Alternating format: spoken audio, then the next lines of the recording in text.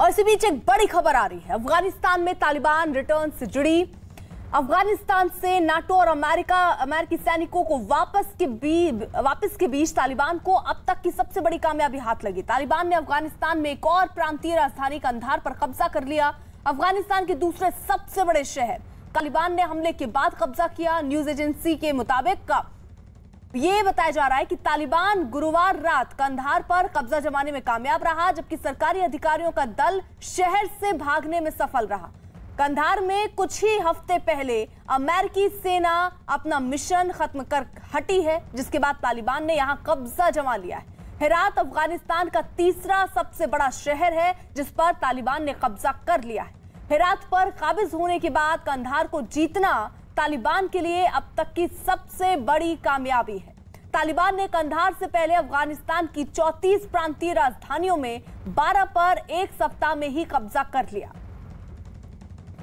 तो यानी तालिबान का जो कब्जा है वो बड़ा है। और बड़ी खबर यही कि अफगानिस्तान से नाटो और अमेरिकी सैनिकों की वापसी के बीच तालिबान को अब तक की सबसे बड़ी कामयाबी हाथ लगी। तालिबान ने अफगानिस्तान में एक और प्रांतीय राजधानी कांधार पर कब्जा कर लिया। अफगानिस्तान के दूसरे सबसे बड़े शहर कांधार पर तालिबान ने हमले के बाद यह कब्जा जमाया।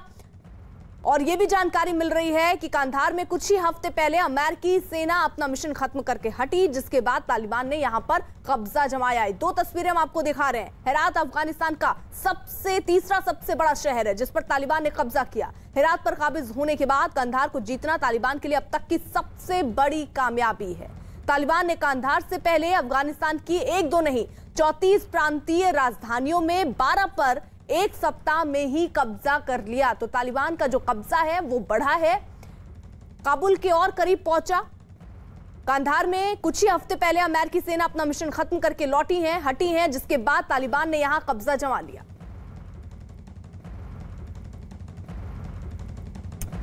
दो सहयोगी हमारे साथ जुड़ गए हैं। दिल्ली से आदित्य राजकौल हैं और थोड़ी देर में नीतीश भी इस वक्त दिख रहे हैं, वो भी जुड़ चुके हैं। आदित्य का रुख कर लेते हैं। यानी आदित्य, ये कब्जा जो है वो लगातार बढ़ता जा रहा है, एक और कामयाबी हाथ लगी है तालिबान के। जी बिल्कुल, ये कामयाबी बिल्कुल मिली है। आप ठीक कह रही हैं कि 12 महत्वपूर्ण प्रोविंशियल कैपिटल्स पे कब्जा कर लिया था तालिबान ने। और जिस दौरान हम ये ब्रेकिंग न्यूज चला रहे हैं, मुझे जानकारी मिल रही है कि एक 13वीं प्रोविंशियल कैपिटल भी है लश्करगाह हेलमंद में, जो कब्जा कर लिया तालिबान ने। आपने बिल्कुल सही कहा कि हेरात और कंधार का जाना बहुत ही महत्वपूर्ण है, क्योंकि हेरात 3rd लार्जेस्ट सिटी है और कंधार 2nd लार्जेस्ट सिटी है। कंधार तालिबान के जमाने में उनकी कैपिटल भी होती थी, एक पश्तून की कैपिटल होती थी, और पश्तून के लिए प्रेस्टीज का सवाल भी होता है कंधार। और साथ ही हेरात को देखा जाता है पर्ल ऑफ द खुरासान, जो अफगान एम्पायर में बहुत महत्वपूर्ण था। और अब फिर से कंधार भी अफगान एम्पायर में बहुत ही ज्यादा महत्वपूर्ण रहा है अहमद शाह दुरानी के समय में। तो हमें देखना यह होगा कि आगे काबुल की ओर कब तक तालिबान कूच कर पाती है। लेकिन जिस तरीके से हमें पता लग रहा है कि यूएस इंटेलिजेंस ने भी बोला है कि 90 दिनों के अंदर ही काबुल की सरकार गिर जाएगी। और अब कल ही जो है पता चला है कि पेंटागन ने 3000 यूएस ट्रूप्स जो है हामिद करजाई एयरपोर्ट काबुल में भेजे हैं। साथ ही यूनाइटेड किंगडम ने भी 600 से 650 ट्रूप्स जो है भेजे हैं। और अमेरिका ज्यादा से ज्यादा अपने जो डिप्लोमैट्स हैं वहां से निकाल रहा है। इसका मतलब साफ है कि काबुल पर तालिबान जल्द से जल्द कब्जा कर सकता है। ये एक हफ्ते में भी हो सकता है, ये एक महीने में भी हो सकता है। लेकिन कोशिश जारी है कि सरकार जो है काबुल में उनके साथ बातचीत हो और एक सीज फायर हो। अमेरिका और बाकी देश सामने आए थे, दोहा में ये बातचीत हुई जिसमें बताया गया कि एक सीज फायर होना चाहिए। और साथ ही कोई भी सरकार अगर फोर्सफुली मिलिट्रीली लेने की कोशिश करेगा उसका वजूद नहीं होगा। लेकिन कॉमन जो अफगानी लोग हैं अभी भी परेशान हैं, त्रासदी हो रही है, लोगों को मारा जा रहा है। और जो औरतें हैं या लड़कियां हैं उनके राइट्स जो है पूरी तरीके से कर्टेल किए जा रहे हैं। तो एक खौफनाक मंजर है जो हमारे सामने आ रहा है। कई दशकों पहले हमने वियतनाम में देखा था अमेरिकियों को आत्मसमर्पण करते हुए। मुझे लगता है कि जो दृश्य अभी हमें अफगानिस्तान से मिल रहे हैं उससे भी ज्यादा भयानकपूर्ण है और बहुत जो है त्रासदी अभी भी आने वाले दिनों में होने वाली है अफगानिस्तान में। ठीक, आप सभी रहिए जरा साथ। अफगानिस्तान में तालिबान की बढ़ती दहशत के बीच भारत ने वहां से अपने नागरिकों के तुरंत लौटने के लिए एक एडवाइजरी जारी की। अफगानिस्तान में फिलहाल 1500 भारतीय मौजूद हैं, जबकि अमेरिका भी अब अफगानिस्तान दूतावास से अपने कर्मचारियों को निकालेगा। खबर है कि अमेरिका अपने नागरिकों को सुरक्षित निकालने के लिए सेना भी अफगानिस्तान भेज सकता है। नीरज हमारे साथ है। यानी नीरज, देखिए, भारत की भी कोशिश है कि जो हमारे नागरिक हैं वहां पर उनको भी जल्दी से जल्दी लाया जाए। किस तरीके की एडवाइजरी जारी की गई? देखिए, भारत की तरफ से एडवाइजरी ये दूसरी ऐसी एडवाइजरी है जो भारतीयों से लौटने की अपील की गई है जो वहां मौजूद है। करीब 1500 भारतीय वहां हैं और तीसरी ऐसी एडवाइजरी है। 2 एडवाइजरी से पहले भी एक एडवाइजरी जारी की गई थी कि जो लोग वहां हैं वो सुरक्षित रहे। लेकिन अमेरिका की बात करें, ब्रिटेन की बात करें, जिस तरह से अमेरिका तो 3000 ट्रूप्स यानी 3000 जवानों को भेज रहा है, ब्रिटेन कुछ जवानों को भेज रहा है कि अपने नागरिकों को अफगानिस्तान से वापस भेजा जा सके उनके देश में।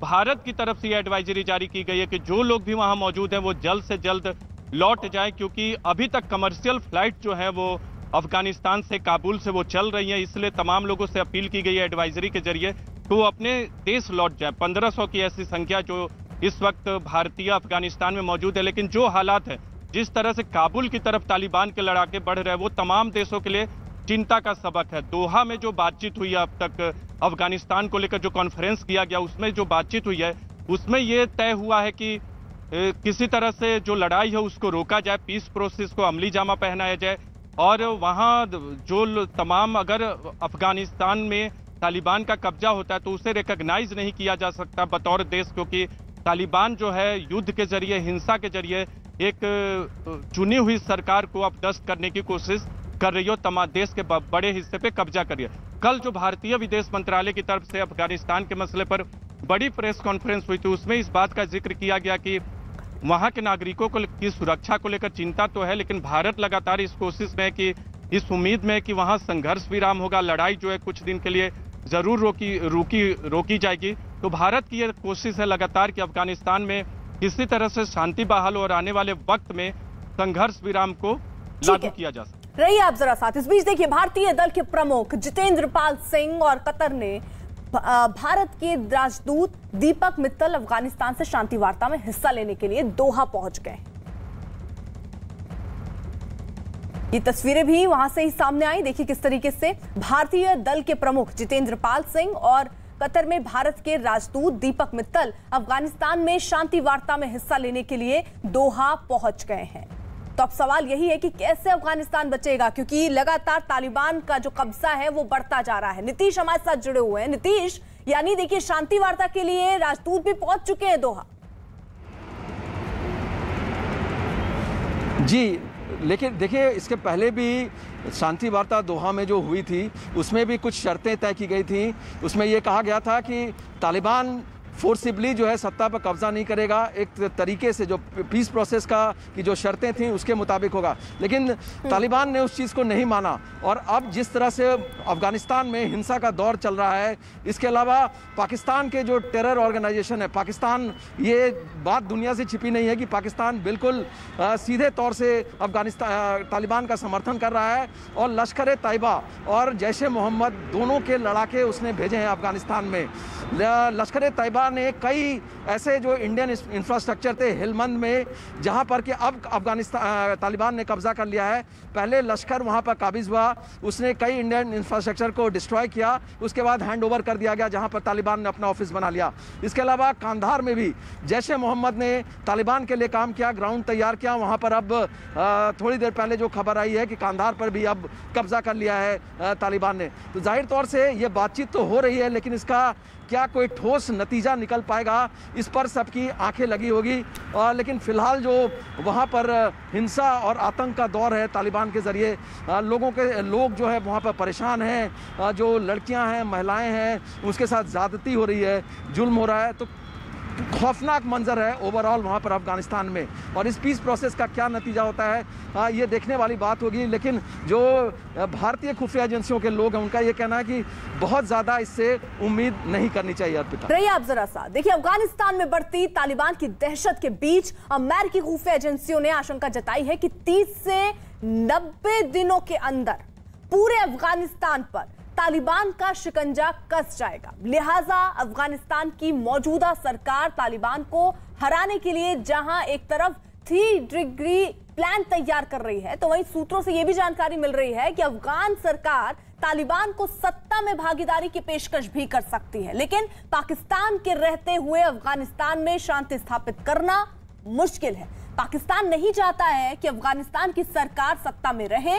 पाकिस्तान की हुकूमत नहीं चाहती है कि अमेरिका अफगान सरकार की मदद करे, और यही वजह है कि पाकिस्तान तालिबान के मुद्दे पर न सिर्फ खुद को बेदाग साबित करने पर तुला हुआ है, बल्कि वो अफगानिस्तान में जारी संघर्ष के लिए अफगान सरकार को ही जिम्मेदार ठहरा रहा है।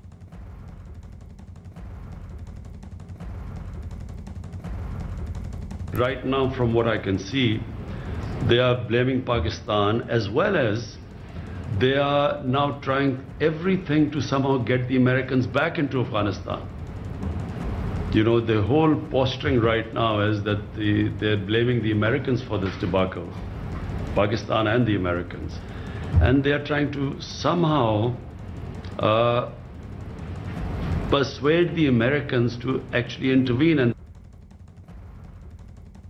एक तरफ इमरान खान अफगानिस्तान सरकार को जिम्मेदार ठहरा रही है, तो दूसरी तरफ अफगानिस्तान की सरकार खुले तौर पर इस बात को कह चुकी है कि पाकिस्तान ने तालिबान का साथ देने के लिए 20,000 से ज्यादा आतंकियों और सिपाहियों को भेजा है। अफगान सरकार के इल्जामों को पुख्ता करने के कई सबूत मिले हैं। ऐसे में रक्षा विशेषज्ञ मानते हैं कि इमरान खान की खुद को पाक साफ साबित करने की कोशिश कभी कामयाब नहीं होगी। दुनिया की आंखों में, खास करके अमेरिका की आंखों में अच्छा बनना चाहता है, और वो दिखा रहा है कि हम तो देखो तालिबान के साथ में नेगोशिएशंस कर रहे हैं, बातचीत कर रहे हैं, लेकिन घानी जो है प्रेसिडेंट है वो हमें इस चीज़ को स्कटल कर रहा है, करने नहीं दे रहा, उसको स्टॉल कर रहा है, ताकि वो उनके दुनिया के सामने ये गुडविल क्रिएट करना चाहते हैं कि हम तो इस जो संघर्ष है इसके अंदर हम तो मदद करना चाहते हैं और यहाँ पर पीस होना चाहते हैं। लेकिन ये सब दिखावा है, घड़ियाली आंसू हैं, और वो सिर्फ इससे कुछ ना कुछ फ़ायदा उठाना चाह रहा है।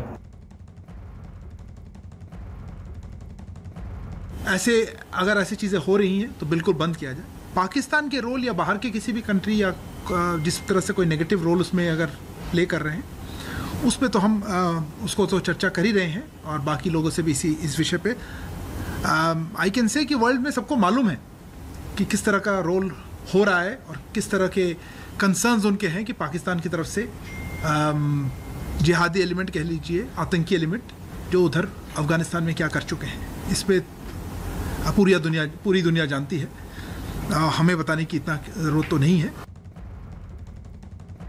अफगानिस्तान में चल रहे इस हिंसा के दौर में सबसे ज्यादा नुकसान किसी को हुआ है तो वो है अफगानिस्तान की जनता, जो इस हिंसा के बीच अपना सब कुछ छोड़कर अपने ही देश में शरणार्थी की तरह जीवन बसर करने को मजबूर है। इन लोगों के सामने भविष्य की चिंता तो है ही, लेकिन इस भयानक हिंसा के बीच जान बचाने के लिए दर दर भटकना भी पड़ रहा है।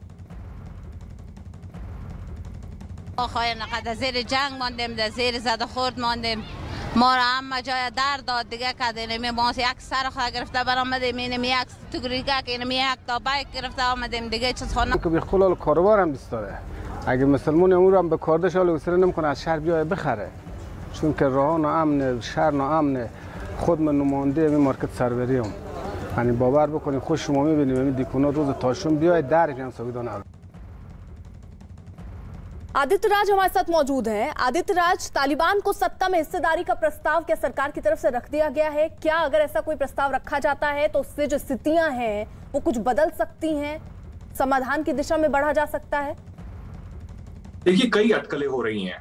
अटकलें ये भी हो रही हैं कि अमेरिका ने अशरफ गनी, जो राष्ट्रपति हैं अफगानिस्तान के, उनको कह दिया है कि वो इस्तीफा दे दें।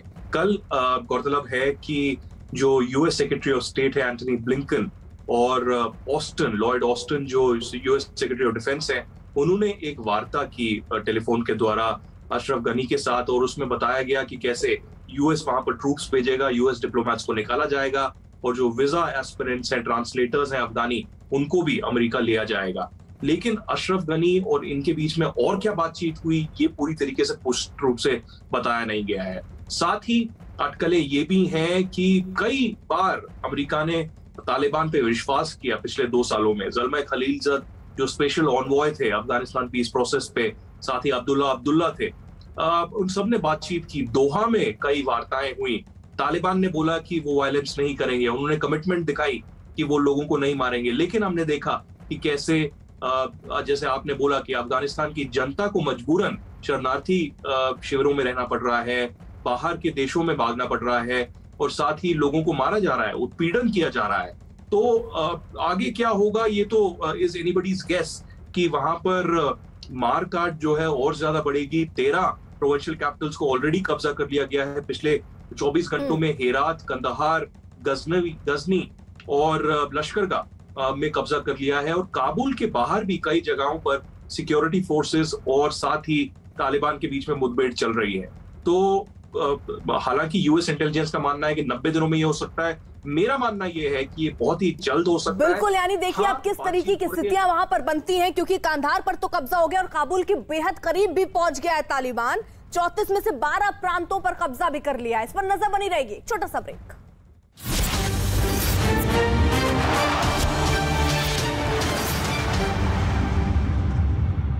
देश आजादी के 75वें साल का जश्न मना रहा है।